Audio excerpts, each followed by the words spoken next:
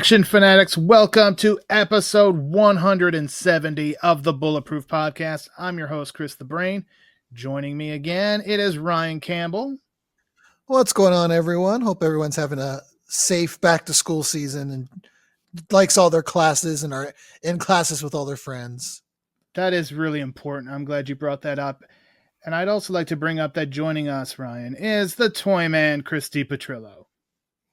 You know, you mentioned back to school and classes, so I will reiterate the famous line. Why don't you call me sometime when you have no class? Thank you very much, Mr. Dangerfield. Toyman, what high school kid were you? Like, what was your? Oh, here we go. Are we really asking this question after I these years? live in the Cincinnati area, so the thing here is, what high school did you go to? But what kid were you in high school? I was the emo kid. No, I was very much exactly like my television hero, Zach Morris, mimicked him to a T, with some inspiration from my older cousin. But I was Did all the very kids much play along when you tried to call timeouts during the school day? Actually, yes, because that became a gag that I would do like the timeout thing every now and Love again. it. I lived my life in tribute to Zach Morris. To this day, I still do that. I mean, I don't have the hair anymore, as evidenced by being called a bald WWJMD. bastard weekly. Mm-hmm. This explains What, so much. what was that last thing you said, Ryan? I talked over you on that last part. WWJMD. What? Who's Jay? Oh, Z. Yeah, I don't What the know. hell are you talking? Brian Campbell. Zach, not Jack. Yeah. Brian Campbell's always just a little bit off, like last week with his fucking double Lindy. It's a goddamn triple Lindy, you jackass. And Did I say double? you sure did. And then there's Toyman, who, definitely was channeling his Zach Morris last week when he thinks that Shmulek, Sam Furstenberg, should pay for four of us to go out. Who the hell are you to get treated like that? Listen, we talk for like 6 hours a month on this podcast. We're going to say some stupid shit. Yeah, there was definitely some stupid shit said last week. But I also enjoyed the show itself once we actually got into the movie, even though Ryan Campbell didn't quite like the movie. It was all right. I love that movie. And we're talking, of course, about Class of 1999. Also, during the duration of that show, we did get a bit sidetracked with some Survivor Series talk. And I do want to thank Shane from the Action Nerd podcast, because he was listening and he submitted a Team Razor, and he went with the 4-man team that started in 1989. He's got Razor Ramon, Eddie Guerrero, Rey Mysterio, and Diesel as a team. So he did not play by any. So we were allowed to. I was going to say we were allowed to do fantasy rules. Yeah, he did not play by any rules. This was just complete fantasy team, because obviously these people were in different eras, and I mean, you'd have all your guys there. You've got. that would be a WCW team could have happened. Yeah, if it was Scott borderline Wolfpack. Right. But I think if Eddie Guerrero had stuck around, I could have seen him being in the Wolfpack. If we were going to say. But you've got your big man, you've got your kind of your leader, heel, kind of worker guy in Razor, and you've got your quick little guys in Eddie and Ray. It's a solid little team there. It's a good team. Toyman, did Zach come up with his? Did I miss it somewhere? Did I miss it on the social media? Did he comment on YouTube? He did not comment yet. He's been busy with some actual back to school stuff, and we're also back to soccer this week. So I'll have to have him work on that over the weekend. We promised these people these things, and I'm sure they've been waiting with bated breath, as have I. All right, well, before we get into the show, you know what I'm going to say. I want you all to check out bulletproofaction.com. We are in September. It all kicked off with another wonderful edition of World's Most Dangerous. This time, World's Most Dangerous Office Buildings. So you can check that out. Later this month, I will have a review of the brand new Marco Zarora movie, Affinity. I will have a review for the brand new Scott Adkins movie, Prisoner of War. I just reviewed recently a movie I absolutely loved called Ya Dang the Snitch from our friends over at Wilgo. And guys, it's 2025 and they're still making movies with double-digit bastards.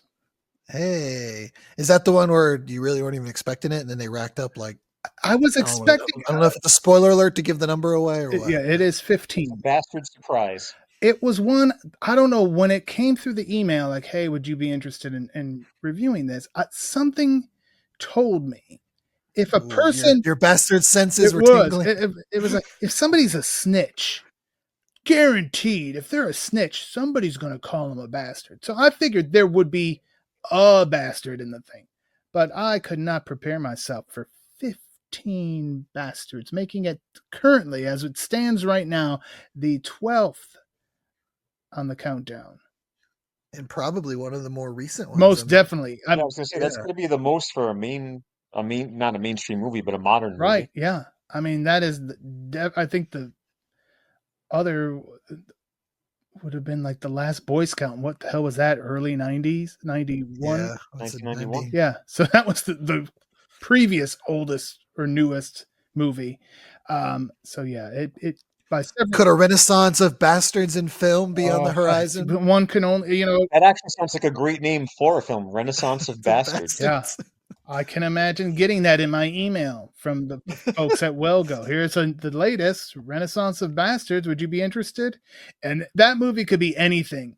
It could be like a period piece drama. And I'd be like, yes, I will cover it for the site. And I don't care if it's, I don't know, like the Korean version of Downton Abbey. I don't care. I would review it. When BPA Studios gets started, before we start the video game division. Right. So there you go. So yeah, bulletproofaction.com. Ryan Campbell, I know you'll be continuing your coverage of Alien Earth. Yeah, a fun episode this week. If you haven't checked it out, or I guess last week when we listen to this, but a new episode will be airing same day. But kind of a self-contained little alien movie. So if you're skeptical about it, this could be one that maybe you check out and then you go back and watch the rest of the episodes. But it was kind of a little self-contained little alien movie in itself. So it was good. It was a good one.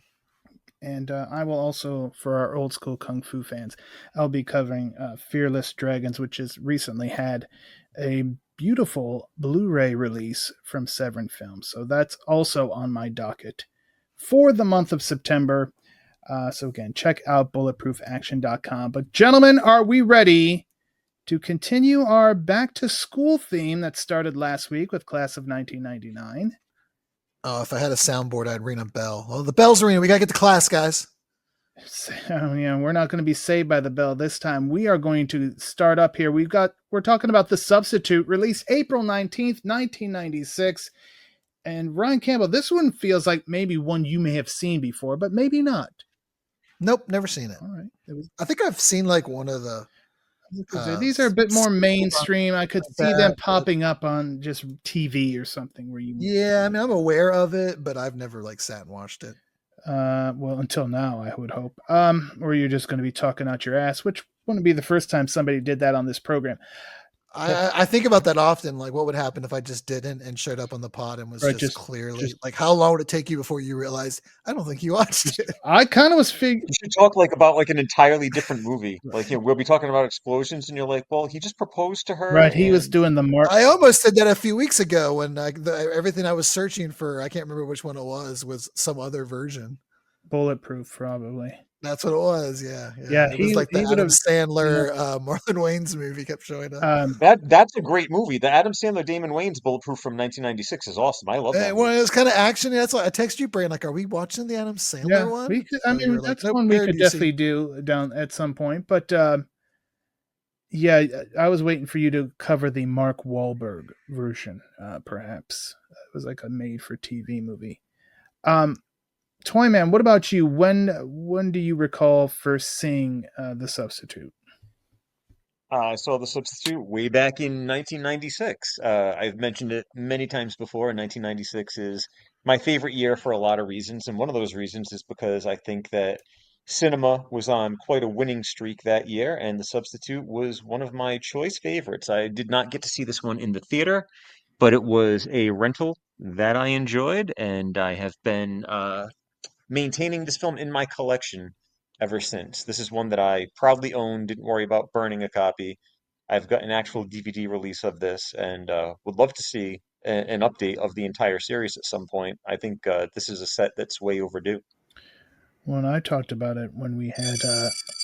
Jeez. We gotta get the class, guys. Bell's ringing. Thank you, Ryan Campbell, for your special effects. I was going to say, I had mentioned when we had Chad Michael Collins on that they need to reboot this series too with him taking over for Tom Berenger yet again. That's what I'd like to see. And you know what would be great? He could wear like the chuckle shirt as the teacher. Oh yeah, he'd be like the summer school teacher. He's half Mark Harmon. half Tom Berenger, half Mark Harmon. All Chad Michael Collins. And I mean, Mark Harmon, to his credit, actually did become an action hero. That is true. This is very true. So there you go. He was a Marine, as a matter of fact. So yeah, I was with you 220. I did not see. I'm surprised I didn't see this in the theater because this would have been like my birthday weekend in 1996. But perhaps I was doing something else, or perhaps I was doing nothing and was depressed and didn't want to leave the house. I mean, either one of those is 100% possible. But yeah, I do remember renting it because I was, interested in it. I enjoyed Berenger and Sniper, and yeah, I was ready for some more Tom Berenger action. And I hope you all are ready because we're about to get into it because the movie starts off near the Florida Keys and Shale. Tom Berenger is on a raft. He has just survived Operation Gauntlet, which targeted a drug facility in Cuba.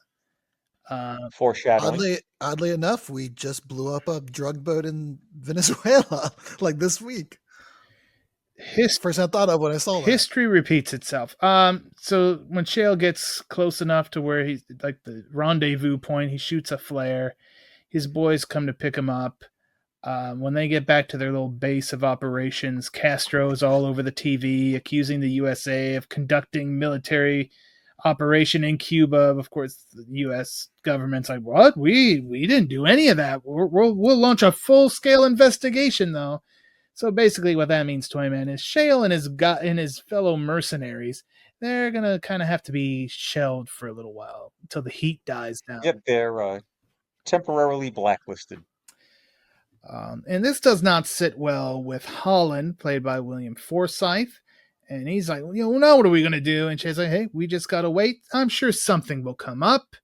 And a beautiful little cut because he says that, Ryan Campbell, and we go to Miami. That's right. We don't get like a, 9 months later or anything, do we? That establishes how long they've been waiting. No, it's relatively quick because when Shale shows up at his girlfriend's house, she's kind of like, "Oh, you're already back?" And he's like, like they, they took us out of action, like they pulled us." So it ain't like they've been on the bench for 9 months. No, it's no, pretty much real time. This is all happening. So yeah, but yeah, cue up the Will Smith because Welcome to Miami. Although it's a few years before. Benvenuto, yeah. It's actually funny that you mentioned that because one of the notes that I made is that when they show us kind of like the little montage of the school and how shitty the school is, the song that they use, Boom Boom Boom, was one of the songs off of the Bad Boy soundtrack. What a nice tidbit of information. Staple of Miami. Right, Miami. It's all about it. I'm surprised the Golden Girls weren't driving by. But yeah, we see... Or Mark Dacascos, teamed up with them to teach capoeira. Yeah, he just cleaned up one school a couple years earlier, and now we got another one pops up. Maybe I don't know.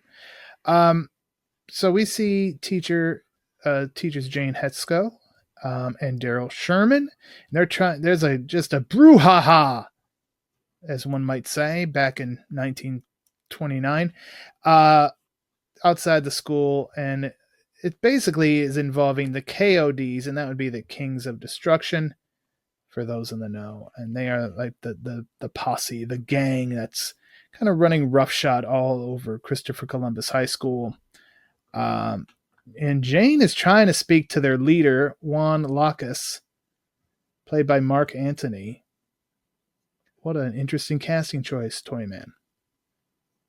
Yeah, I mean, this was a couple of years before his big mainstream fame in American music, and everyone thinks of him as the suave Latino singer, And here he was dressed in gangbanger wear. He had neck tattoos. He was made to look very slimy and menacing. So if you are someone who hates Mark Anthony, this is probably how you always picture him in your mind. Yeah. What was his status at this point? Like, was he like a singer that people knew and then did this movie, or is this like No, it wasn't until like before? 1999 that he hit it big.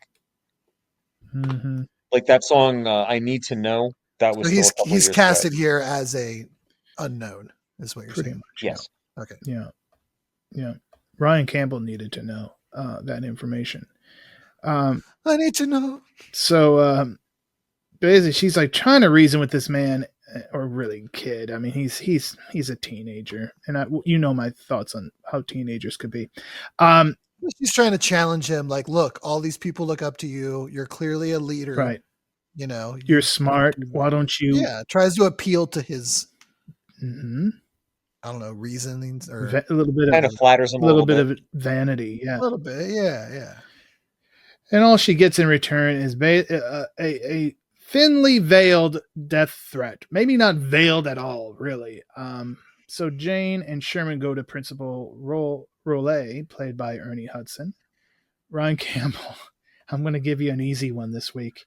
Where do you know Ernie Hudson from? I'm trying to think of not the one that you're. Well, I'm trying to think of not Ghostbusters. Okay, so I'm trying thank to think you. of. I mean, he's been in a bunch of stuff. But yeah, obviously, I was just I just wanted you to say Ghostbusters, because if you didn't say that, I pride myself on not giving you what you want. Thank you so much. So that's the rest of the world. Also, The Crow. I would have accepted. Yes, Crow. That's right. He was in that. One of the recent essential episodes I posted for the Incredible Hulk. Oh yeah, that's what I really expected the entire world to answer. So yeah, Beverly Hills Chihuahua 3, Viva La Fiesta. How about Operation Delta Force? Which also starred Mark Anthony. Oh geez. I don't know if that's true. You're That's all right. We're gonna get flagged for false information on YouTube now. No, they only flag things that people listen to. A little self-depreciation goes a long way, doesn't it, Ryan? That's right. As somebody who's been trying to figure out this YouTube stuff. Brain, you're muted. I don't know if you're talking or what happened.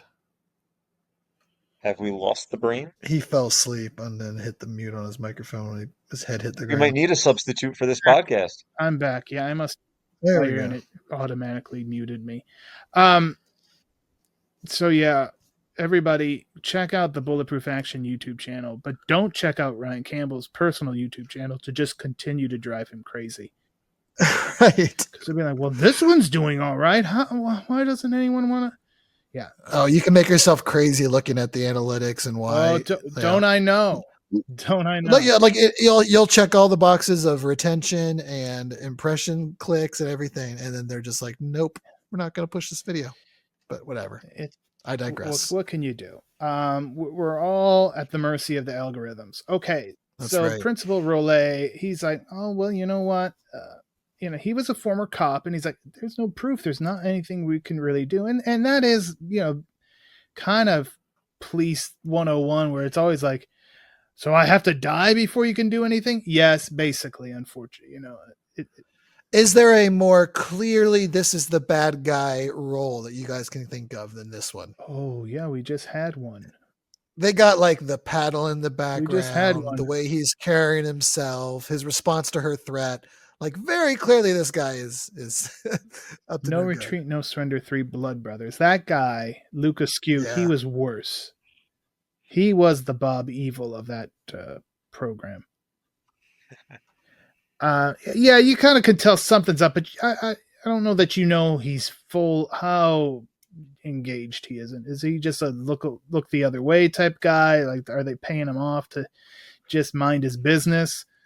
Or is he running the show? Right. Yeah, I get that. So some of the KODs are waiting outside near Miss Hesco's car. It looks like they put like chewing gum all over the I don't know. It seemed a little harder than that. Like Yeah. it almost seemed more like a caulking or like Maybe, a JB Weld or something. Because it kind of was. It Yeah, was like completely. maybe they went to shop class hard. and found some stuff.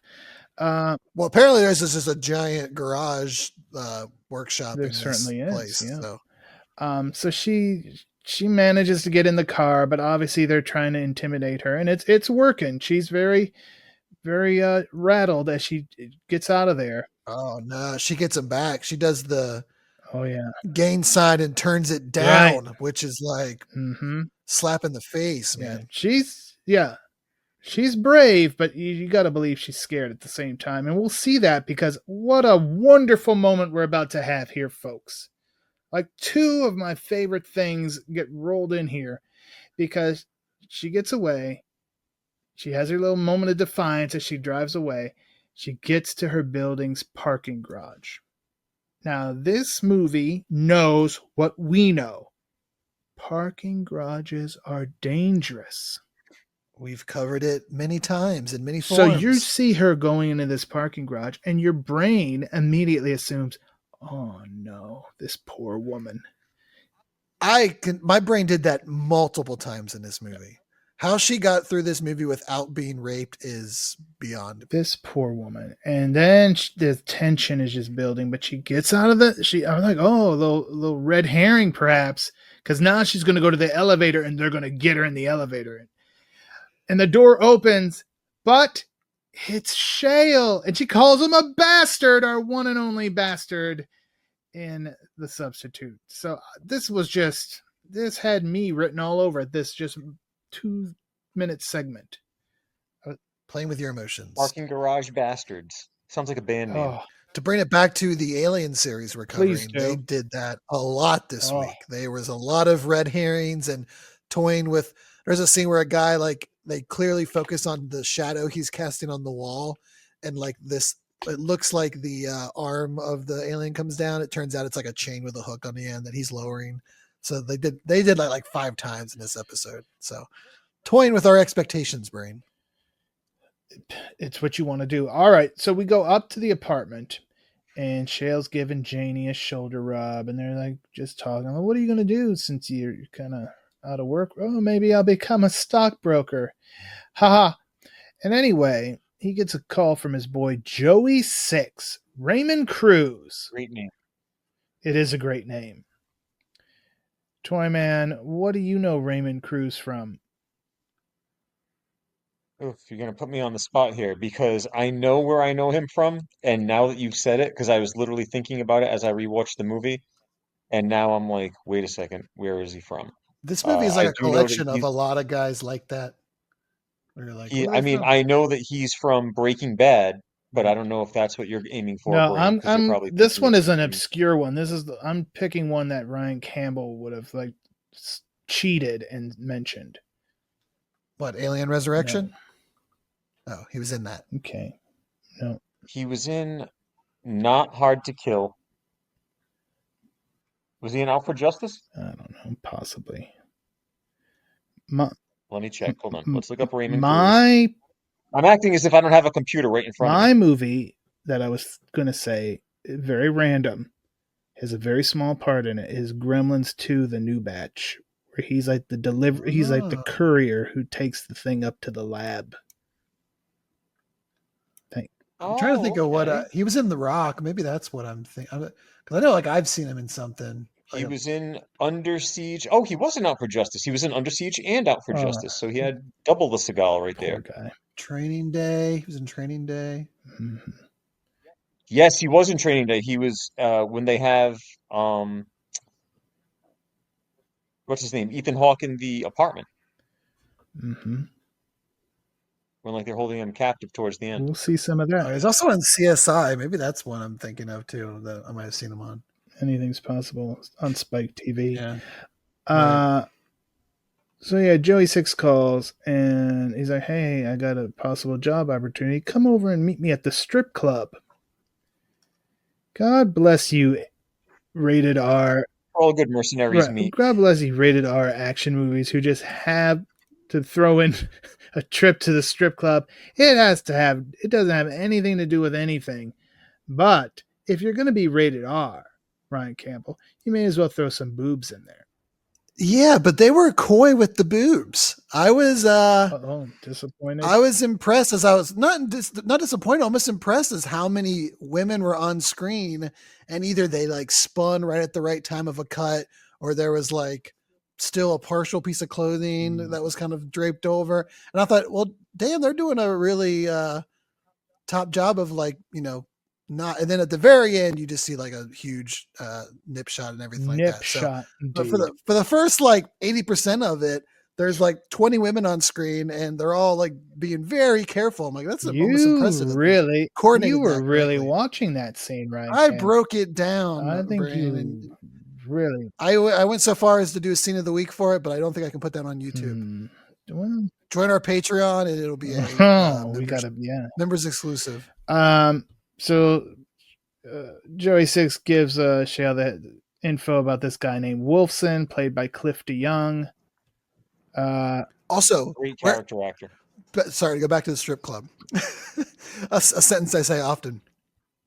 Do they just hand you the little water pistols when you walk in the door, or do you have to like pay? Is it like a bubble wand at Disney, and you have to pay extra? It was Uzi night, so they must have been handing them out at the door. Okay, I thought maybe like there's. I just imagine out front there's a guy with a like a cart, and they've got ones that like glow and light up, and and you just buy one, then take it in, like a bubble wand. Very good.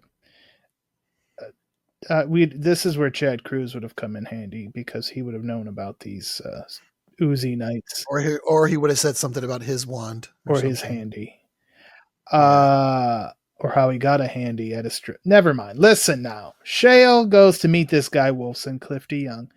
But first he's like, there's another guy ahead of him, soldier of fortune John Janus, who I love that, who has a show reel with voiceover and editing, and which looks like a shot on video movie that we probably would have covered and hated at some point. Yes.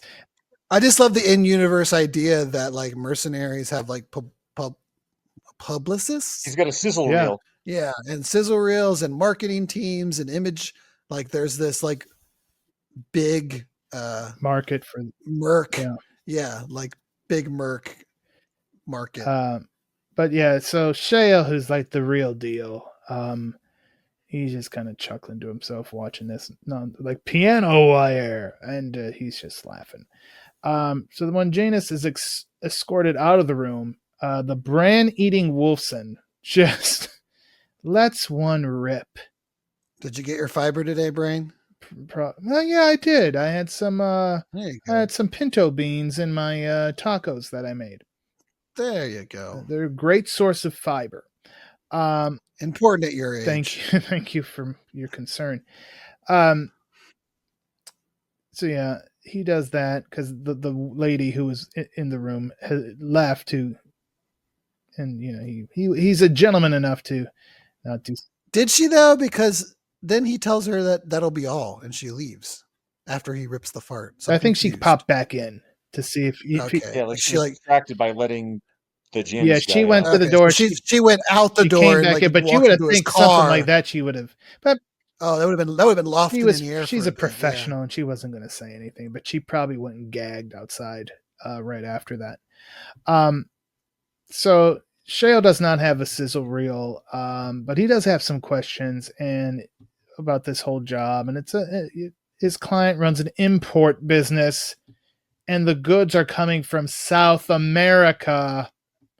Wink, wink. Put the pieces together. And these things need to be protected by perhaps rival companies or government officials or anyone who might get in the way of the goods going to where they need to go. And Shale's like, okay. It ain't taco shells. No. And he's like, okay, this is drugs. I want no part of it. You don't want soldiers. You want killers. And we cut to Janie, who's out jogging. Shale gets back to the apartment. He's like, oh, do you know where Janie? Oh, yeah, she's out jogging. So he goes out to see if he could catch up with her. And then as she's jogging, this giant Native American bastard kneecaps her Toyman. Oh, what a situation. The 90s were obsessed with the knee attacks after the whole Tanya Harding, Nancy Kerrigan incident, weren't they? They were. I know they relived that in WCW on a Clash of Champions, I believe, in Sioux City, They did Iowa. Clash August '94. Yeah. Yeah. So she gets it. Why? She gets it. Shale catches up. He sees it happen. He's not there. If he was just there a moment sooner, he may have been able to prevent it. If it was there for a moment later, she'd probably be dead. And you're right about that. So it could have been worse. Very glass half full, Ryan Campbell. I try to be these days, Brain. You got to be in this workaday world. That's right. So he goes after the giant guy. We cut to the hospital. Not Gary Robbins. No. Giant. Not the Canadian giant. He's the Miami giant. Yeah, like he's a Native American. I don't know if he's a Seminole. Yeah, he's probably a Seminole. Yeah, that would make sense as opposed to what I was about to say. They do make reference to that in the film at some point. They right. say, like, Seminoles. They were native to the Florida area. I was about to say something that Rod Trongard would say on AWA, but that was more in the Oklahoma area if you were Choctaw, Chickasaw. Right.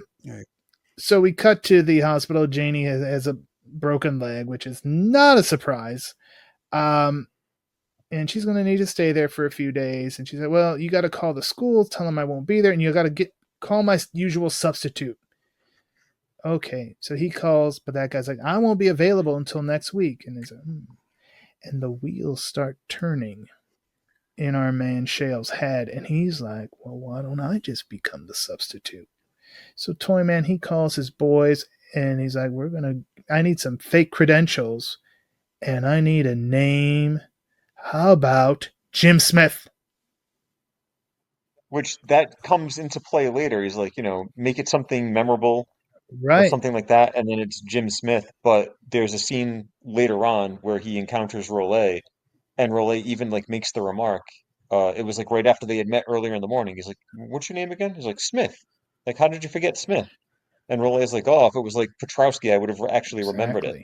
So that actually plays into the whole, undercover. He clocks pretty quickly something's up with this guy, but when he sees all the scars and stuff on him. But Brain, yes.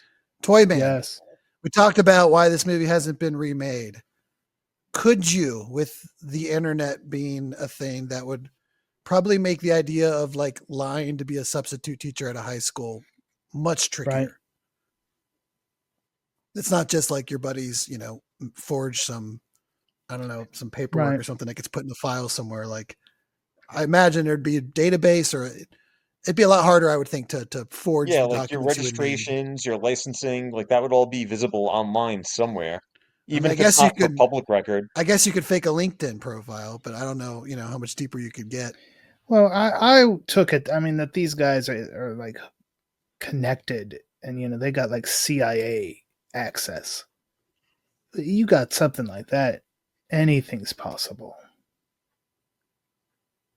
I guess you're right. Anything's possible. Well, we'll know when Amazon remakes it. Right, they might. Hopefully, it turns out better than the War of the Worlds remake they did. I'm not going there. All right. So Mr. Smith is born. First day, meets Principal Rollet. Heads up. He's like, "Oh, where's my classroom?" Rollet points him in the direction, and he gets in that classroom, and this is just an absolute shit show. Typical 90s, degenerate high school introduction. It's like, oh, I got all these problem kids, and all the problem kids have problem kid boyfriends and girlfriends, and they're all in my problem classroom. I am so glad that these types of movies really hit after I was done, because if I, especially, being in like Catholic school up until through 8th grade, if I'm like, oh my God, is this what public schools are like? Because I was already a little bit like, this is not going to be good. And if I was seeing these kind of movies, oh my God. I mean, I think there's a decent amount of people that think that, like, their concept of public school in cities are all based on 90s action movies that they watched. Like, every time I have to go to like Chicago for a work trip, my parents like have dinner with me like it's the last time they're going to see me. Well, I mean, thematically, this fit into that 90s vibe. Because, I mean, we mentioned Only the Strong, which was a few years prior, but this was right around the time of Dangerous Right. Minds. And then there was even the one, I can't think of but it was like the one about like the music, like the teaching the inner city kids like how to like be in a band. I think like Gloria Estefan was in it or did like a song for it. I can't think of the name of it off the top of my head, but it was like everything from, drama like that to action like this involved some type of, we've got to clean up the school and help these kids that really need it type of theme.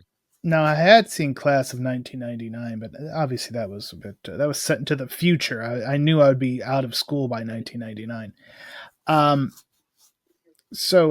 Yeah, he goes up. It's just nobody. It's like a party.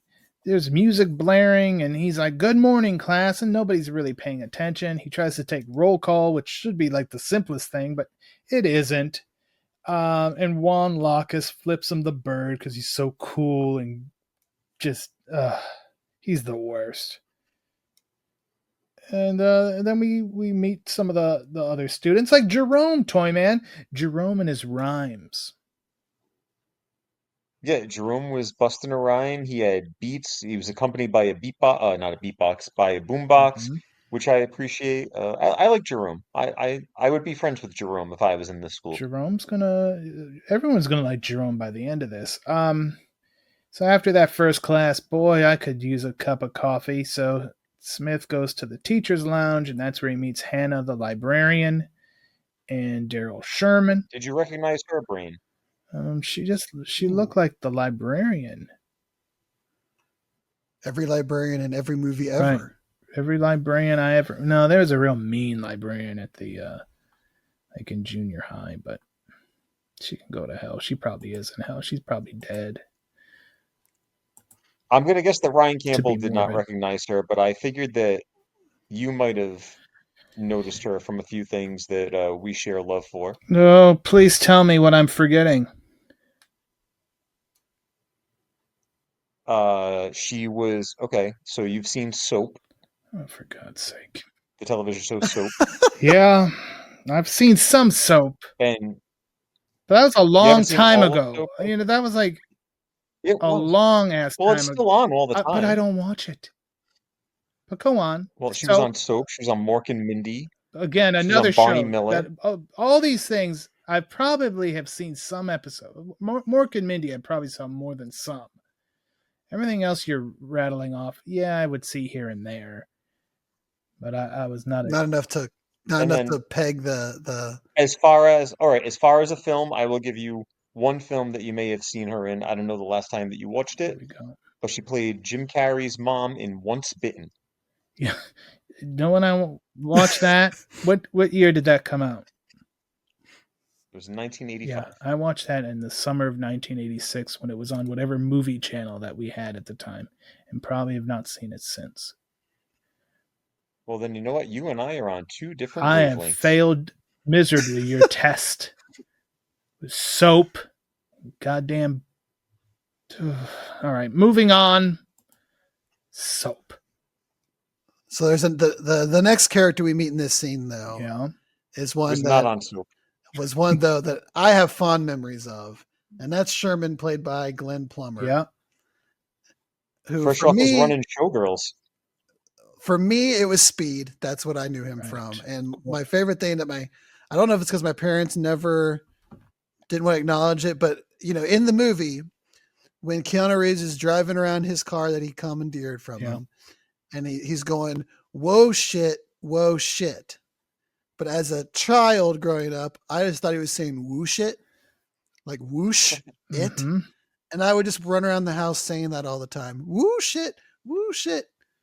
And no one ever corrected me that I was saying shit. And I don't know. Yeah. But that's my fond memory of Glenn Plummer. Thank you, Glenn Plummer, for helping a young Ryan Campbell swear in front of his parents. That's right.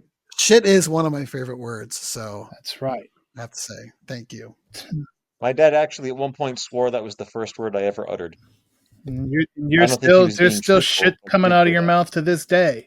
So I guess I better wash it out with some soap, but you don't watch it, so why would you have any? Oh, I have some, you bet. I've got the Superman soap, as a matter of fact.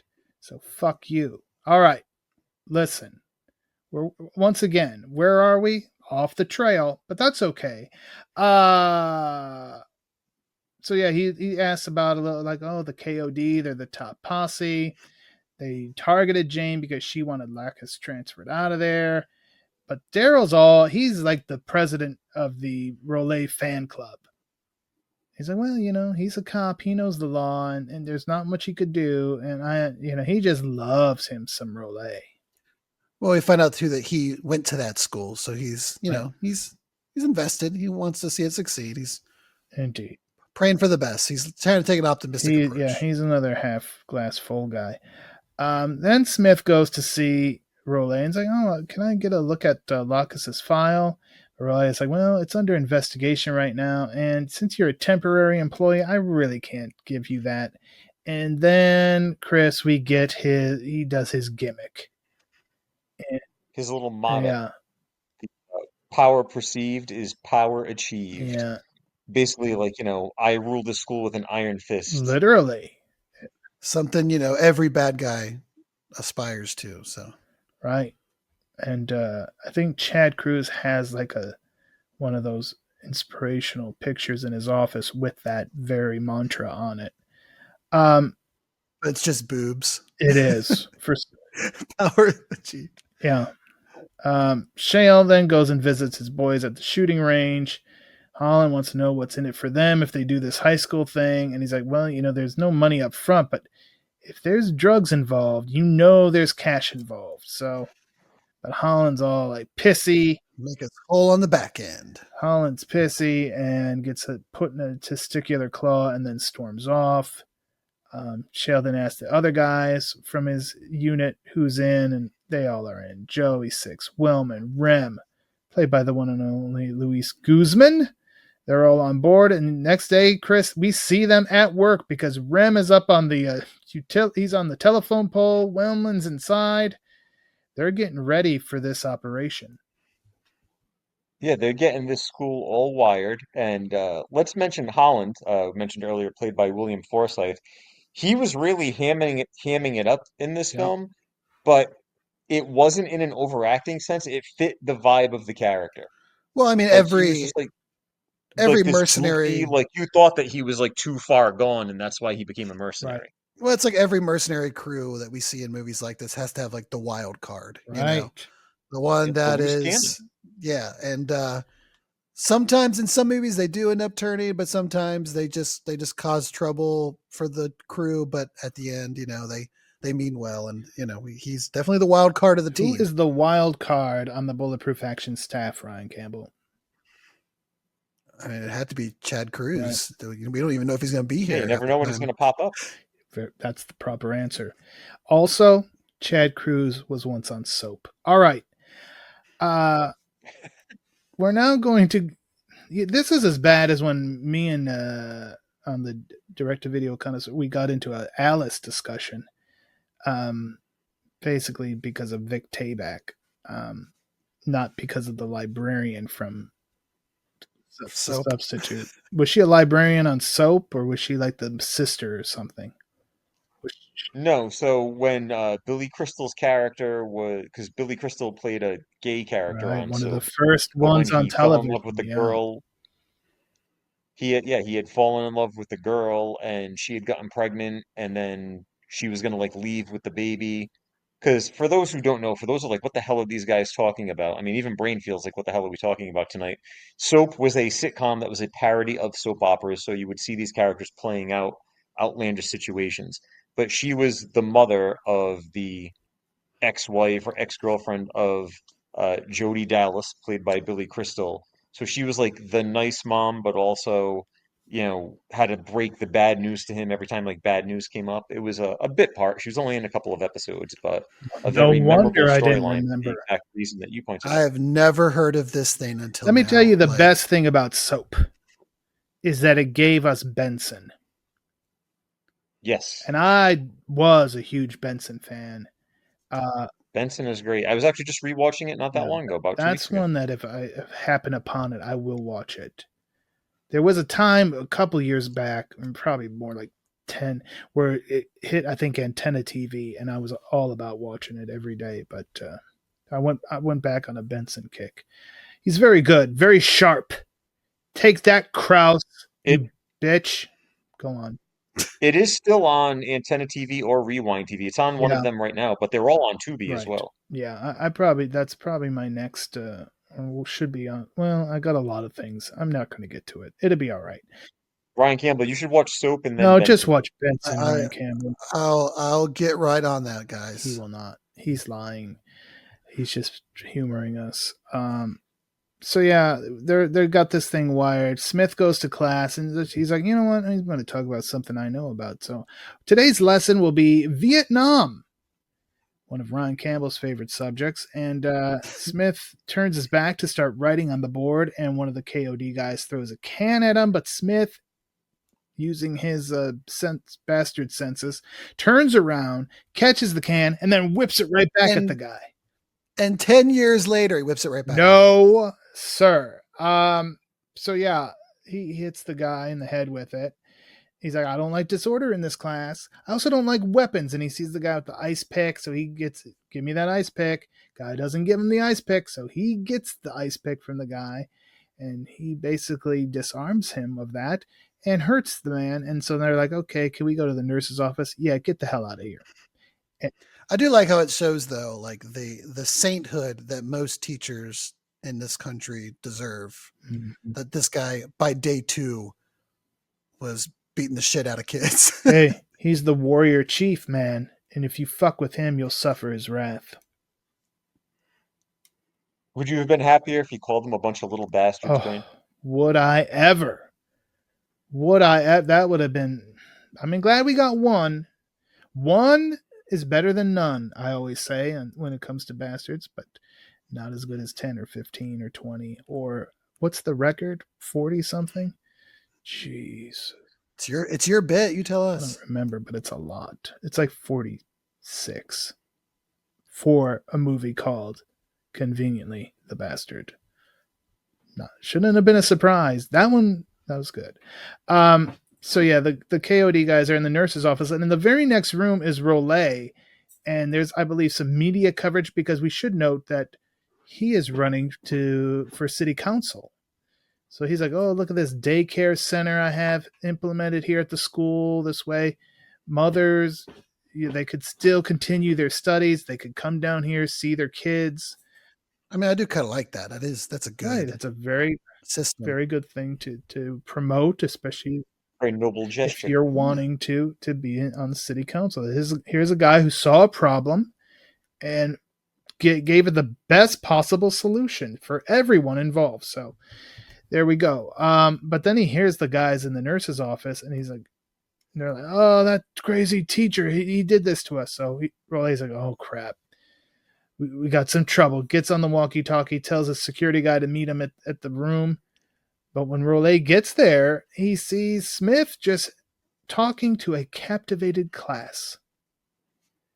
And he kind of waves off the security guy, and he's like, So it's just another bit of intrigue about this Jim Smith character, Toyman. Yeah, Rollet is like, immediately, and let's also note that he calls the school security, which, as we learn later, are kind of like lackeys for the little operation that's going on. So they're basically his henchmen. It's not like this guy would see something wrong and stand up to Rollet. Right. But then he's like, wait a minute, the kids aren't misbehaving. Like, this is the odd situation. This is how bad the school is. The odd situation, the thing that's making him second guess what's going on, is the fact that these kids are listening to him. Well, it's also he's the alpha male of this school, and he does, obviously, he knows, he don't know what exactly is up with Mr. Smith, but the fact that he even is succeeding in getting this kid's attention means that he's challenging his authority and his, Right, there's a threat. It's a little bit of jealousy. Top of the food chain. Can only have one alpha in this school, and that's going to be threatened possibly. After the class, we get to see Shale's fancy monitor inside his briefcase. Nowadays, of course, Ryan Campbell, that would be so easy. It'd just be like on a tablet. You just pull it up, and he'd have it just like beamed into his eyeballs or something. But back then, you had to have this cool ass briefcase, and you always had to extend the antenna before anything would work. You had to pull it up. Mm-hmm. This was the original ring cam. Right. So we see that, and then Rolly has a talk with Smith, and it's like, corporal punishment is no longer allowed in schools, which we learned last week on Class of 1999, but Mr. Harden didn't give two shits about that. But Smith's like, it wasn't corporal punishment, it was self-defense. The guy threw a can at me, the other guy had a ice pick. Oh, well, you know what? You can go now. We don't need you here. But Smith apparently studied the union rules before starting the job. A little Uno reverse card action. It's like, well, you know what? You got to give me 2 weeks. And this has got to go in front of a review board and all that. And so, all right, you can have your 2 weeks. It's like, oh, that's all I needed. That's all I wanted. Okay. But now Rolle's like, I got to look into this. Something's not right about this. And the credentials they gave him were beyond ridiculous. But I mean, again, to your point, Ryan, there's really no way to cross-check a lot of this stuff at this time. So he's just got to be like, what the hell? Yeah, he's got like 3 degrees from Yale, Princeton, and Harvard. Reminded me of Blue Streak with Martin Lawrence and also with William Forsythe when he had to get into the police station and, his friend created they call it like the jacket, like the file for him. And he's like, just this will get you in and out, but don't let anyone see it because it won't hold weight. And they're like, you have 27 commendations, and they think that he's like this super cop because everything got kind of trumped up. Mm-hmm. So Shale, now we see Shale. Janie's been released from the hospital. He's helping her get back to her place. Among her mail is a letter from one of the students, which is very nice. But she's like, she can't believe that a student would do that voluntarily. I mean, she's become quite jaded working at that school. But Shale's like, no, I could believe it. And then we get the line of, it's obvious you never taught at Columbus High. Which I imagine just had the theater in stitches. What say you, Toyman? I mean, I don't think anyone was coming to the substitute for humor, but I mean, there were a couple of nice little, not necessarily laugh out loud moments, but there were a couple of quips in here. Nothing as memorable as like an Arnold film or anything like that, but they kind of laid it on a little bit with some of the humor. Even throwing the can at the student Right. was kind of like not played for laughs, but it was like a goofy moment. So not everything was like a straight up shoot 'em up here. Well, the next day, Lacus and his boys show up late to Mr. Smith's class, and Mr. Smith makes Lacus write, I'm sorry, on the blackboard 100 times. While Mark Anthony playing Bart Simpson. Right. While he now has switched, because apparently they covered all of Vietnam in one day, which is very impressive. And now they're going to talk about the history of gangs in Miami and what things were like when he was growing up in Dade County, Ryan Campbell. Yeah, it really kind of gets on their level. The kids are asking questions, and they're asking it in that movie kind of inquisitive manner that shows that they're, listening to him, and they ask him about what the black gangs were when he was growing up, what gang he was in, how young he was when he got involved with a gang and everything. And so there's kind of like a commonality. He says he was like 12 years old when he started like getting involved in gangs. So, he's on their level now, and they're relating to them, and they're seeing like, oh. And then he really hits them hard when he starts asking them, would you guys want your kids in gang? And pretty much unanimously, they're all like, absolutely not. And he's like, well, how great can they be? So, boom. Right. He really hit him where it counts. The only thing that would have made him more relatable is if he would have been sitting in a chair backwards and had his sleeves rolled up. That would have done it. He really would have reached those kids. He would have been in their very soul at that point. There's a nice little moment too that I think it's such a small moment, but I think it's what separates this movie from something like Class of 1999 that we watched last week was when he looks at the board, we see that Mark Anthony's character is spelled sorry wrong. It's like SOREY. And he doesn't use it to embarrass him. He doesn't like use that as a chance to try to like knock him down a few pegs. Like he realizes like these poor kids, like they've been let down by the system. Like, sure, that doesn't absolve them of the things they're doing, Right. but like, you know, they didn't ask for this shit. And he just kind of doesn't bring it up, and he like lets that slide. And even though Mark Anthony's character is a little shitheel, like it was just that little moment that he doesn't really know that yet. Like he knows that he's a bad kid, but he don't know the full lengths of it yet. And he just kind of lets it go because like he feels sorry for him in that moment, which I like that little character moment. And after that class, Rollet comes in, compliments Smith on the non-violent way he handled Lacus. He's like, hey, after the faculty meeting, make sure you stop by and see me. Then Rollet takes his leave, and Shale gets out his monitor, and he sees Rollet and Lacus having a conversation in the restroom. And Shale knows, okay, some shit's about to go down. Good thing, Chris, he brought his bulletproof vest. A good teacher always comes prepared, and, as if it wasn't evident earlier, and we've already hinted at it and outright said it, Rollet would not be having a conversation with Lacus unless, as you said, some shit was about to go down. So they're in cahoots somehow, if I can steal another term from the 1800s. Right. And Shale has come prepared to do whatever he's going to do, which is going to lead to one of the most fun scenes in the movie. Oh. So we saw a bulletproof vest. Is this like when an exploding helicopter covers a movie that has an exploding helicopter? Yes. We should do that. I mean, we are bulletproof action. We should show the bulletproof in the action. There you go. Somebody start that list. Yeah, but we get one of the most memorable scenes, as you said, Chris, because we get the library fight. And yeah, here's where we know that these freaking security guards are just minions of Rollet. And we get the line, it's about time you boys start hitting the books, as he's whipping books at them. That was used in the trailer. That's why that's also made it memorable. Like the whole shh, like that little portion, I remember was used in the original trailer. And I can only imagine that this scene will be described in detail one day when there's the world's most dangerous schools.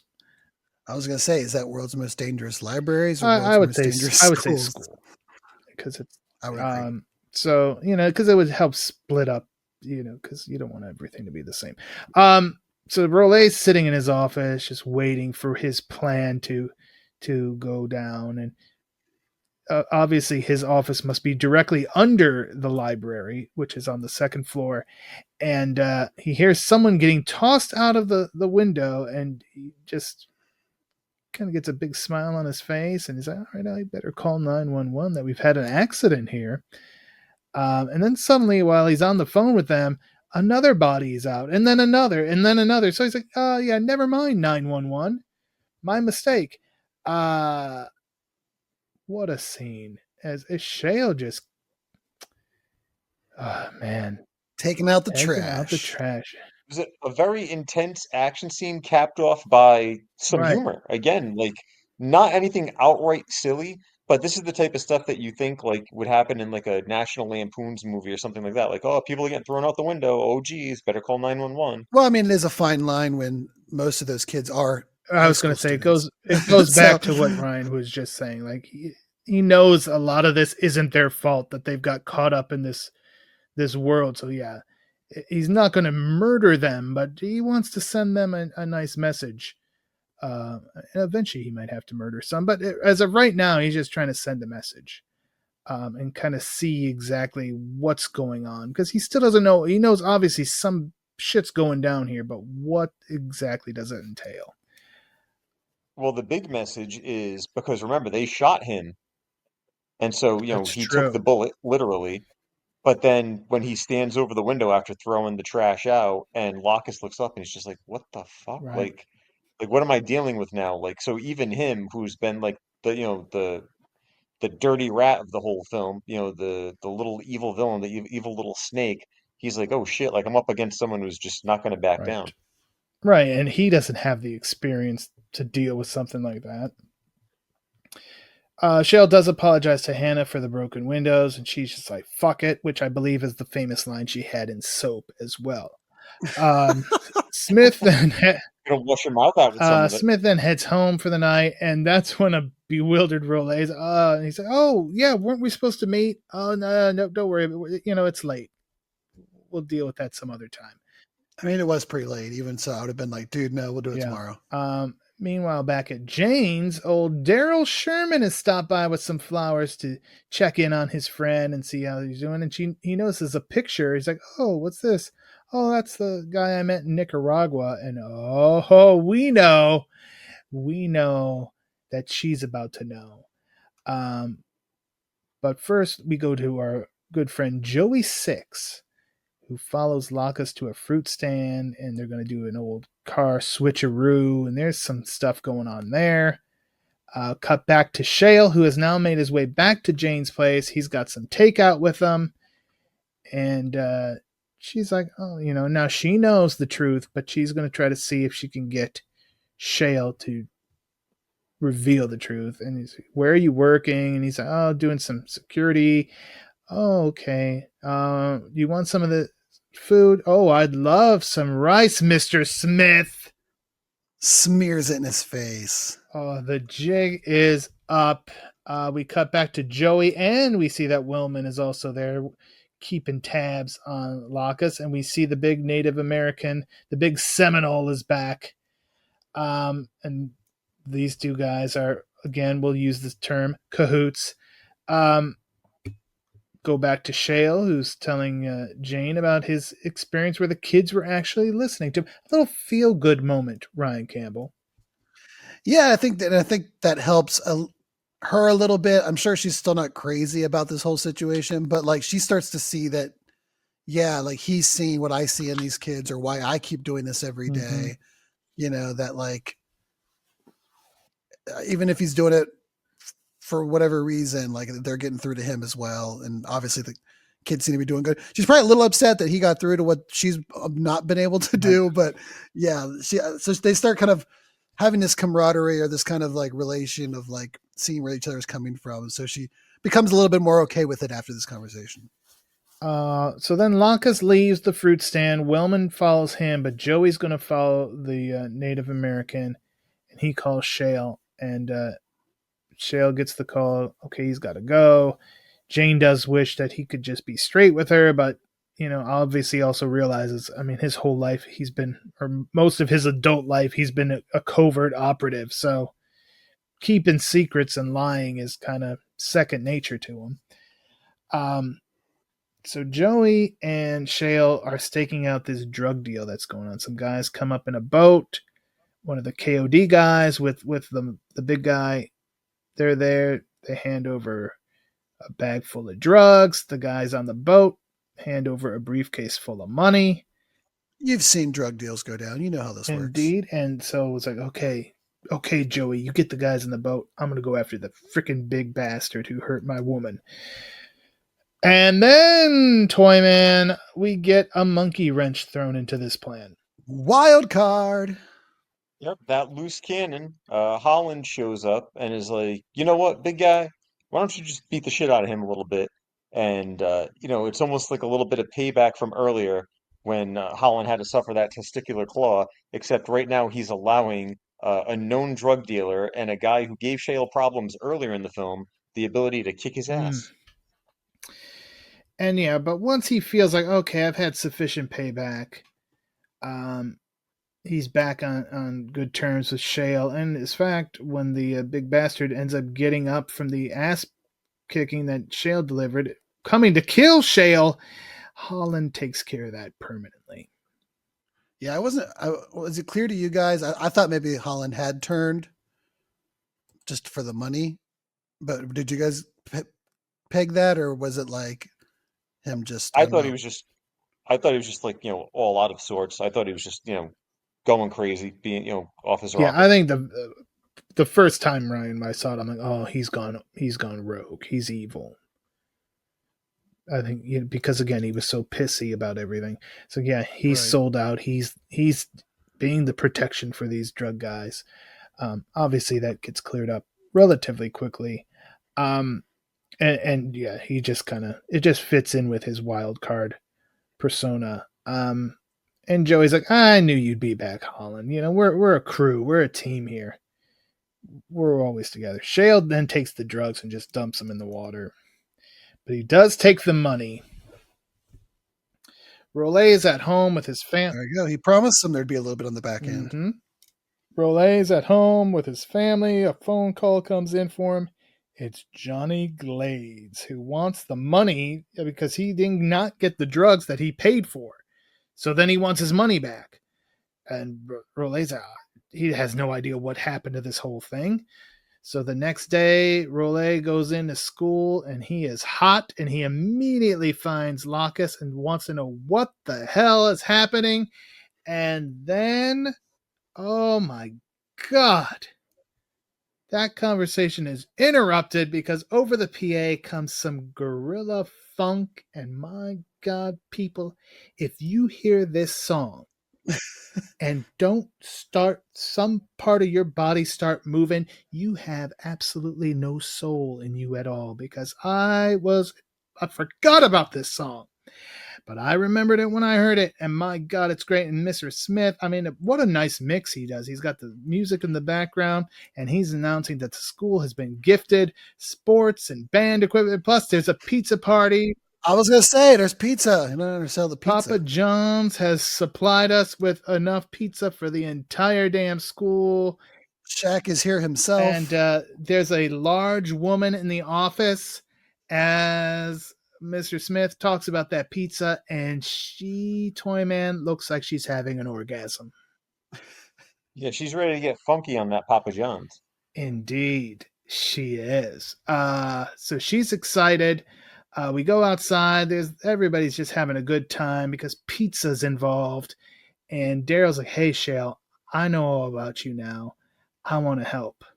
But that wanting to help quickly changes Ryan Campbell when Shale has to tell him, like, your boy, Rollet, is thick as thieves with these bastards. He's dirty. Yeah, he doesn't take that news well. I understand, it's hard for people, of his race to get into such high positions of police and respected educators and running for state office. So he wants to believe, so bad that he is a good person, and he's really having a tough time coming to reality. He's got to see it for himself. So that evening, Shale did save a little something for himself. He got some expensive champagne, and he and Jane enjoy it. And she's like, hey, tomorrow's the parent-teacher conferences. You better be ready. I want you to say something nice about every student. And then I thought this is another spot where I thought they were going to like burst in and like kill her in front of them, because like they just talked about how they're going to have to go talk to her to figure out where she found this substitute. And I'm like, here we go. And it still doesn't happen. No. And instead, Shale just helps her scratch an itch, or perhaps a few more itches. than one itch. That's right. And let's mention there, this is probably a good time to mention it. The character of Jane, you would think, oh, my girlfriend got attacked. These kids, have threatened her.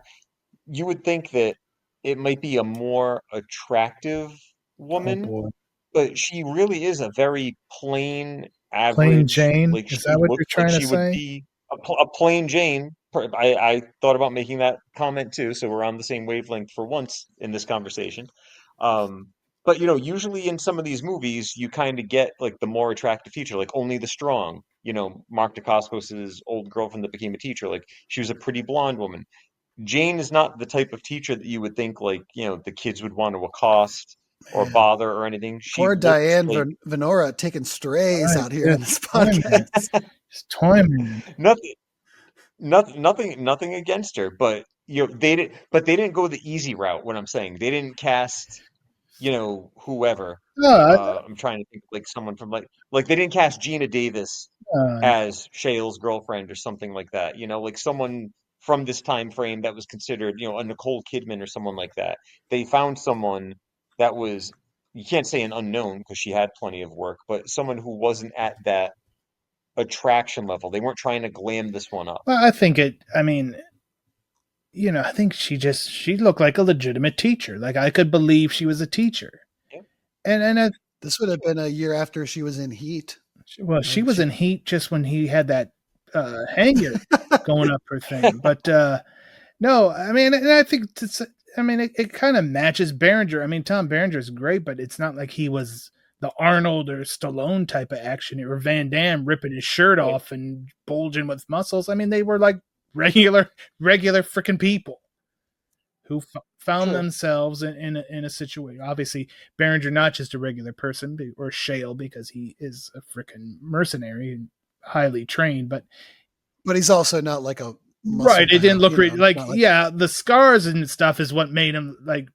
It wasn't like them trying to have Arnold come in like, I'm the substitute right, teacher. exactly. He's all jacked and everything. Right, like without if he didn't have the scars and everything, you would have just been like, oh yeah, he's just you'd buy he's a teacher, mild mannered teacher. Kind of had he had the Jeff Speakman collection on, or maybe Jeff Speakman had the Tom Berenger's. I don't know. That's for everybody to decide out there. Lesson on the comments. Yes, yeah. Please, somebody comment on something. Please. The next engagement. Get that make the YouTube channel really just hum. That's right. So the next night after the big parent-teacher conference night, Lisa, which he I guess just crushes, by the way. Yeah, he did. It's not an issue. He did a great. We job. briefly just we go did not over need to see that over and over again. That's not what this movie was for. But Lisa stops in, and I don't know why she was there because. Oh no, she was helping. That's what she did say. She was helping with the refreshments and stuff for the parents. Yeah, she's the only kid there that's that wants to learn. So she volunteered to help with the parent teacher night, but then she's like, there's some of those KOD guys out there. I'm a little bit nervous. Can I just hang out with you and walk out when you go out, Mr. Sherman? Oh, sure, not a problem. Let me just finish up this work and we'll go. Meanwhile, Shale has left. He's going to head back to Jane's, perhaps for round 2 of you scratch my back, I'll fuck your ass. Anyway. Jeez. I don't know. So he's going home, and we need more soap. There's a drive. There's a car following him, but suddenly it gets alongside him, Chris, and I'm like, oh, shit. We know what's going to happen here. Drive by. It's a drive-by, and it's a crash, and it's killing off our main character, ... One of the rare moments that he kind of, somebody gets the jump on him in the movie. Yeah, for sure. I mean, we did see in that fight with the big guy on the beach, not that he was like running away, but it's almost like he seemed like he knew he was overwhelmed. He kind of like ducked behind the tree a couple of times to try to dodge him. But yeah, this is the first time that someone was like one step ahead of him, although they would shoot themselves in the foot by not actually checking to see if he was critically injured and or dead. Gotta get that confirmation. Also, for those of you out there that may be living in a mobile home, do not park it 2 feet off the edge of a major highway. I'm hoping that was almost like a show. I got you. Like the model home at the front. Like, come on in. Yeah, you can get one of these, and there's a wonderful array of trailer parks here in Florida where you can park that thing and come on in and just sign the papers here. We need like an A-team added dialogue of, oh no, not the model home. Right. Kind of thing. Thanks, Mr. Bill. So we get so Shale is dead. Rolly gets the call. Shale is dead. Aha! Now I've taken care of my Mr. Smith problem. I guess they said for the third Smith time. Is dead. He didn't know that he's Shale. And so now at this point, while that's going on, Sherman and Lisa are ready to go, but all the doors have chains on them. Joe Clark would have really enjoyed this school because all the doors were properly chained. But anyway, he's like, okay, well, I know there's a way we can go through the basement. Apparently they don't lock that door. And that's where, Toyman, this broke his freaking heart. His hero. It was a good setup to have Sherman uncover it instead of because you could have had like a scene towards the end where Shale's like, come on Sherman, like you got to help me, like I'm going to show you that Rolle's bad, and instead this time you kind of get that earth-shattering reveal while Sherman's alone, and he's kind of forced to jump into action to protect Lisa here. Yeah, and he does a great job there. I mean, that's his main priority. He gets her to a safe spot, and he's like, as soon as you can get out of here, get out of here, but tell Smith everything. And then he draws the attention away from where Lisa's hiding, and he himself ends up trapped in the gym, and we get like he decides to climb the rope, and then the other guy, it's like a failed American Gladiators game. Well, when I first saw this, I remember I'm like, where is it? Like, what does he think he's gonna do? And then there is like the one where they kind of pan from the bottom, like shooting upwards, and you can see there's like a That's skylight. true.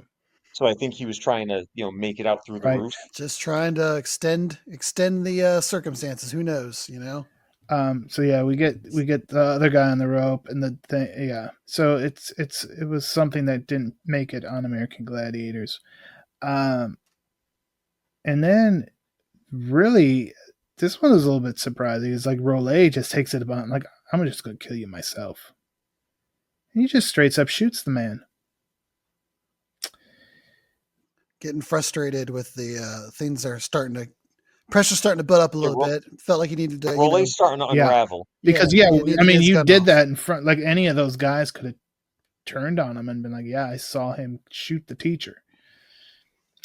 But he's not. One of those little moments he's got trying to tell himself almost that, yeah, I'm still in control. I'm still in charge. So it's kind of almost a sign of weakness. Weakness perceived is weakness achieved. Ah, yes. I see what you did there. Well, the next morning, there's a student out there, possibly with one of the instruments that just got purchased for him, playing taps for Mr. Smith and Mr. Sherman. But flag's at half mast. The flag is at half mast, and this kid's about to shit himself because walking up the steps is Mr. Smith. And if that kid didn't shit himself, Rollet certainly may have, because he's like, what the hell's going on with this guy? Yeah, he didn't play it very cool when he opened that door and saw him and just went right back in. Right like the Homer Simpson. Well, yeah, he backpedaled, but I like when the kid's playing taps and Smith / Shale's like, who died? He's like, you did, sir. And he's like, well, I am running a little late. Right. Yeah, Rollet did the Homer Simpson back into the bushes thing. And then yes. Then he talks to Jerome and some of the other kids from his class and like, yeah, we thought Rollet announced over the thing that you had died and Mr. Sherman got shot. And so Smith is like, okay, you know what? I've got to go. Jerome, you're in charge of the class today. I got stuff to do. So Jerome does as Mr. Smith. Big moment for Jerome. Yeah, Jerome takes charge. He starts the class. Lisa shows up because she's doing what she was told. She needs to tell what she saw to Mr. Smith, but he's not there. So Shale has now tracked down Wolfson. And this fucker's back. He's back with his bran, and he just gets the crap beat out of him. And he deserves every bit of it, Ryan Campbell. Not literally. No, not literally. Even his own side don't respect him when they joke. They make kind of laugh about the man, the guy that made you shit your pants, kind of thing. He's the weasel of the bad guy's side, and yeah, he easily gives up that Rollet and Glades have been in cahoots, and it's been since when Rollet was a cop. He was a dirty cop, and it's carried on, and it's just grown ever since. So this was not a new thing where he just kind of got. Somehow, he's been evil for a very long time, Toyman. Yeah, it's like we're getting a little bit more of the backstory now, so it's not like you said, he didn't just turn corrupt, and it wasn't like, Locus tempted him. It's almost like he's been using the school for his personal gains. Right. It wasn't like, oh, they have something, some kind of reason they were able to turn him. No, he was headed down that path to begin with. So after school, Jerome's like, you know what? Let's go to Miss Hesco's place. Maybe she knows where Mr. Smith is. And when they get there, we find out that old Lacus and some of his KOD guys are in there. They've already got Jane hostage. Now they've got Jerome and Lisa hostage. And again, Ryan Campbell, I imagine this may have been a moment where you thought something even more horrible was about to happen. I don't know. The movie's been kind of reserved in some of those things. And again, it is a high schooler, which is pretty dangerous waters to be wading in. So they don't go that far. They do like a little bit of like kissy kid, like the guys kind of making kissy faces at her when they got her tied up. But yeah, thankfully it doesn't go any further than that. So Shale goes back to his place. There's a message on his machine from Janie, and she calls him Mr. Smith, which is a red flag. And whenever you get a strange message, I suggest you do exactly what Shale does, and that's grab yourself some shuriken. And from your shuriken bowl. Right. And I mean, we all have shuriken bowls, right? Right by the edge of the door. They're not even hidden. They're just loose out like candy. So he gets his shuriken, and he's like, okay, I got to head over to Jane's. Smith arrives. He buzzes in. He says it's Shale, and they're obviously the Locus, and they don't know who the hell Shale is. And he's like, oh, and she's like, oh, that's a friend of Smith. And he's like, oh yeah, I got a package here from Mr. Smith. So Locus is like, okay, let him in.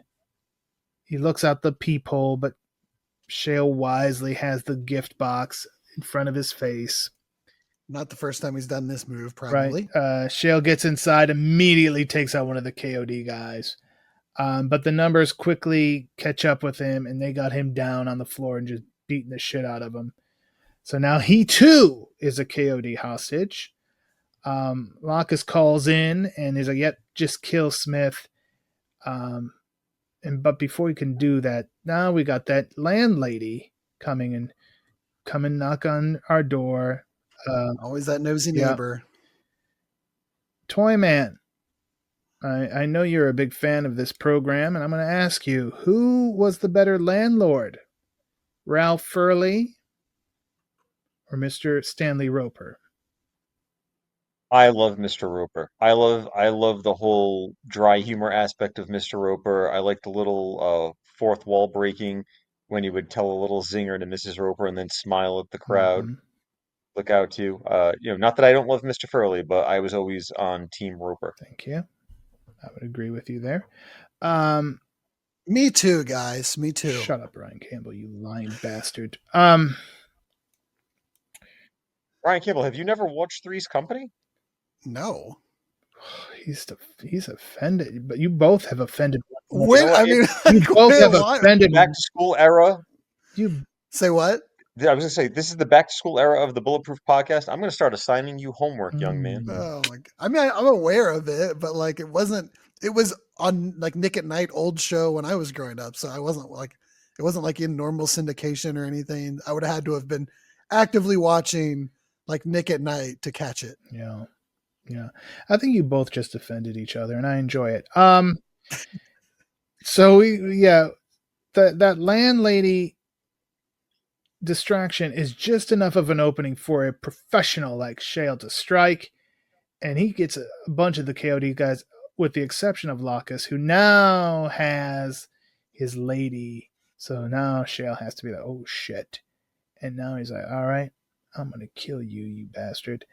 But Jerome, frickin' Jerome, he deserves many gold stars next to his name for all his work today. What a nice little character arc for like a side character with limited screen time. Kind of maximizing those minutes, Brain. Absolutely. So then Jerome and Lisa presumably go back home to their homes. Shale takes Janie to his place where he'll be safe, but kind of has to have that little bit of a morbid conversation because what he's about to do is going to be dangerous. So, hey, if I don't come back, this house is yours. And he's off. And we should note that Jerome wasn't very happy that he had to shoot Locus either, because the whole arc of a lot of these kids is they wanted to redeem themselves. They didn't want to be gangbangers and caught up in the drug game and all that stuff. So Jerome was almost like, damn, like I tried to stay out of this life, but still got pulled in. I had to do it. Yeah. Well, hopefully he gets some therapy that he needs. And I wish we would have had more. Jane is kind of there to be like, you had no choice. Like she's like, she experienced it through. They can go through this together, and hopefully, come out positive on the other side. So Shale's off to Columbus High, but also I did watch Night Court. That's a good one. That is one that I just recall for whatever reason. Probably because of the theme watching song. Like with my dad or something. But yeah, the theme song is you can't help yourself. But yeah, there's the dead KODs, including are left in the car at the fruit stand parking lot. So he's sending a message to these bastards, and he knows he's basically like, come get me. You know where I'll be. And indeed, they were at the high school. Shale and Holland find the drug stash in the basement. Ram is on the rooftop, and What happened to the drugs in the bus? Or were they taken out of the bus to put in the ground? I think they were taking them out of the bus to put in that little hideaway crawl space type thing, or whatever the hell it was. I would think it would be easier to use the bus to get them out of the school. How would you get them lined into the bus to then come in the school? Listen, I'm not a drug kingpin, so I couldn't tell you that. You'd have to ask Locus, and he dead. So actually, everybody's maybe that's why the basement was always unlocked, so the buses could get in and drop off the drugs. Maybe they were just like, oh, we got to take this one out for maintenance. Got to go get oil change. Right. Exactly. So yeah, Rem's up on the rooftop, and he's like, hey, there's bad guys coming. So we get a little bit of a standoff with Shale and Roulet, and they're discussing terms. But that's when Rem spots a sniper in the trees, and it's now just full-on war in the high school, much like we had War of the Silencers, much like we had last week, where once it started going, it started going. I'm surprised they didn't try to put a silencer on the rocket launcher. Like every gun had a silencer. It was just a constant pew, pew, pew, pew, pew, pew, pew, pew, pew, silencer sounds. You don't want the cops showing up too soon. No. So the baddies include Janus and his team, which Joey Six takes out a bunch of those guys. Joey Six, I did like him showing back up. That was a fun little like, oh, we get to see that asshat get his. Joey Six really, like, he's almost like to go into Ryan Campbell mode for a moment, since we've gone down Toyman's horrible path. Joey Six is like the Boba Fett of this movie to me. Yeah, just kind of doesn't really get any character development, just kind of oozes cool. He's a cool guy who does cool things, and you really can't explain why he's cool, but he is cool. And that's fine. Right. Some movies need that, not everyone needs a whole side quest, Right. You can only do so much with the time you're given. Some people are just badasses. Right. And we find out Holland has rigged the drug stash to explode, so he takes up some more bad guys. But the good guys take some casualties too, Chris. Our man Wellman. Yeah, because Wellman takes it from that scumbag John Janus that we met earlier, who he looks very Matthew McConaughey-ish. Mm-hmm. Except with the shirt like on. He kind of looks like well, I was thinking of that movie, what was it, Two for the Money, with Al Pacino, where he's kind of got like that slicked back. He's trying to be almost like that suave type guy, which I don't know, if you're a mercenary, why are you trying to present that type of image? But I guess that goes along with the whole sizzle reel thing. Right. But yeah, Janus takes out Wellman, but it's not long before Janus he meets his maker as well. He's an unwellman. Janus falls into the trap, Shale's classroom trap. Rem is killed on the roof, but he takes his killer with him, Ryan Campbell, because he's got himself a grenade. That's right. He does the old roll over, reveal the grenade, and he gives a nice boom as they get lit up, and inside it's loud enough that Shale hears it and radios to try to find Rem, and there's no response. And I think that's the first time he's realized like some of his team have died. He hasn't encountered any of the others to really know yet. But it starts to become real now that some of his team are biting it on this mission. Right. And Holland radios him then and is like, hey, can I take out this freaking Johnny Glaze? But he's like, wait for me. But unfortunately, Roulet does not wait for him, and he shoots Holland. Now Roulet and Glades are waiting for Shale to show up. 2-on-1 situation. Glades gets a shot off at Shale, gets him in the arm. But Holland has enough life left in him to have his last act on this earth be to wild card kill Johnny Glades, which is a great name too. That sounds like a independent wrestler name. Johnny Glades. That would come out of like Central Florida, Right. like the Everglades. Like that would have been his gimmick, but Just like Waylon Mercy or Bray yeah, Wyatt. he would have, that would have been his gimmick, but he was actually like from Sheboygan. Or some third generation superstar in FCW that they were like, you're not going by your family name. You're Johnny Glades. So Rollet runs upstairs. He's like, okay, I know Shale's going to be after me. What can I get? Oh, here's a fire extinguisher. And he hits Shale with that as he's coming in. And we get the final fight between Shale and Rollet.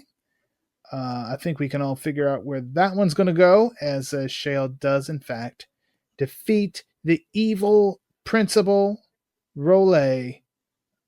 And with the old uppercut death punch. Yes, beautifully done. Puts that jawbone through the back of his brain. Bam. Goodbye. Shale makes it to the front door where Joey Six is there. They realize they're the only two left.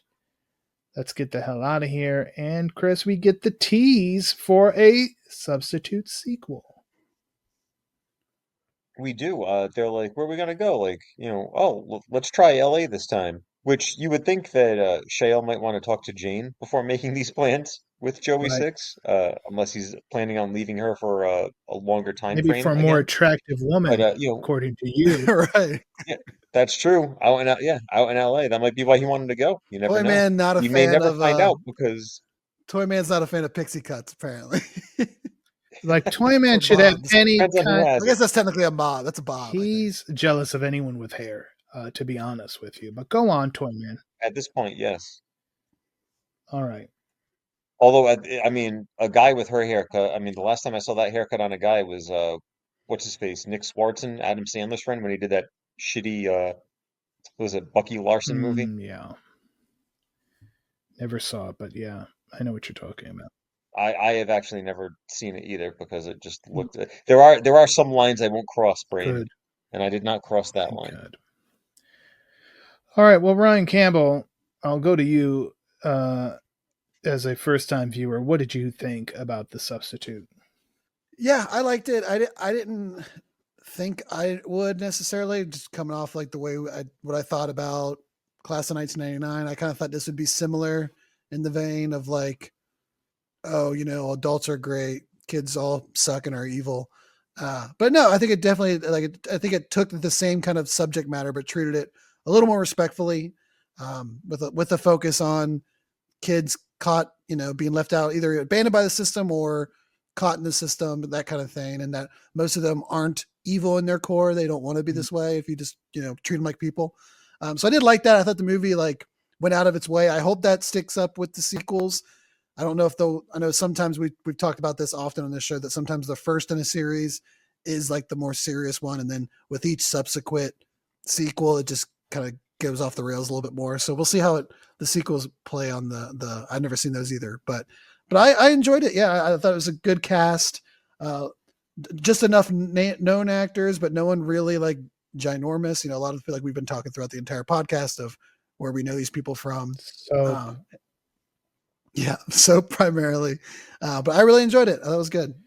Yeah, definitely more reality based than our last episode. Toyman, your final thoughts. I mentioned it earlier. I enjoyed this, not just because it was made in 1996, but I'm a fan of Tom Berenger from a lot of things. Of course, we all know about my love for the Sniper franchise, so he was just a few years away from doing that. But we had a good core cast of characters. There was never a dull moment. Everything kept moving. Right. If there wasn't action going on, there was some type of espionage or setup for the next part of the plan. And I thought everyone did a good job. It was good to see Ernie Hudson playing a villain, which is usually not a role that he is accustomed to. And I thought he did a good job. And again, Mark Anthony, 3 years later, he's like the Latin heartthrob along with Ricky Martin in the music scene. And here he just looked like a slimy gang member. Like he just had a very hateable, punchable demeanor about him. But overall, this is one of my favorites from the 90s. I am a fan of this movie, and my viewing for this podcast has kept me a fan of this movie. Yeah, this is one I don't watch that often, but every time I watch it, I'm like, I should watch this more often because it is really a good, solid action movie. Brain, I meant to say too, definitely if they make this movie in like the late 70s, 80s, I could have seen Bronson in this role. Oh yeah. Oh yeah. We missed out on a Charles Bronson as a tough teacher. Seems tailor-made. Yeah. I could have easily seen that. You could have used the "That's my car" line from Death Wish 3 in like the teacher's parking lot. You could have, right. But yeah, this one definitely a great one, and we'll see if the sequel follows through on that, because next week here on the podcast we will wrap up our Back to School series with The Substitute 2, School's Out, replacing Tom Berenger with Mr. Treat Williams, very similar to the Kickboxer franchise, Toyman. Very similar. When we say replacing, not only is he replacing Tom Berenger, he is not playing the character of Shale. Right. They do build a very small link Right. to them, so it's not like he is a brother, like David Sloan was brother to Kurt and Eric Sloan or anything like that. But we got not only Substitute 2, but 3 and 4. So this is a franchise that still had a lot of steam left in it. And next week we will talk about it, and we'll see what you guys think of The Substitute Part 2. And of course, you can tell us what you think about everything we're doing here on the podcast and on the website, bulletproofaction.com, by hitting us up on social media. We are at Bulletproof Pod on X and Blue Sky, and at Bulletproof Action on Instagram and Facebook. And we, of course, we also have the YouTube channel that we've talked about throughout this episode. Get on over there. Get on over there. Check out the archives of this show. Also, Ryan Campbell's World's Most Dangerous Parking Garages that he did for Actionversary. I also want. What would you guys want to see next from a video standpoint? Yeah. Let us know in the comments of the ones we have currently. What do we got so far, Brian? We've got office buildings now. We've got hospitals, factories, hospitals, bars. Yeah. So for the grocery next video stores. Feature, ooh, that's a good one. So for the next video version of World's Most Dangerous, let us know which one you would like to see. Gas stations adapted. That's a good one. Mm-hmm. Yeah, there's been. I'm leaning grocery store, gas station. Okay. I think. Okay. Restaurants. So there you go. I wanted to remind everybody about my appearance on the Direct to Video Connoisseur podcast. Oh, I bet you do. Where we narcissist. talked American Samurai. I always want to plug Matt and what he's doing over there on his podcast and on his site. So check that out as well. And anything else? Toyman, did you have anything else you wanted to share with the audience? No, I think I shared enough after we detoured into that soap conversation. So I'm going to let the audience off light tonight. We'll be back next week, and maybe I'll have more for them next week. Who knows? Maybe you will. Ryan Campbell, anything else you have to say? No, I think I'm good. Hang on out. Check out the website. See what it's kind of that weird time where there's not a lot releasing. So that's sometimes the fun part where we start digging deep into the archives of what we have available to us, and sometimes we find some gems. So keep checking out the website. Absolutely. All right, folks. I want to thank you all for listening. And as always, stay tuned for more of the Bulletproof Podcast.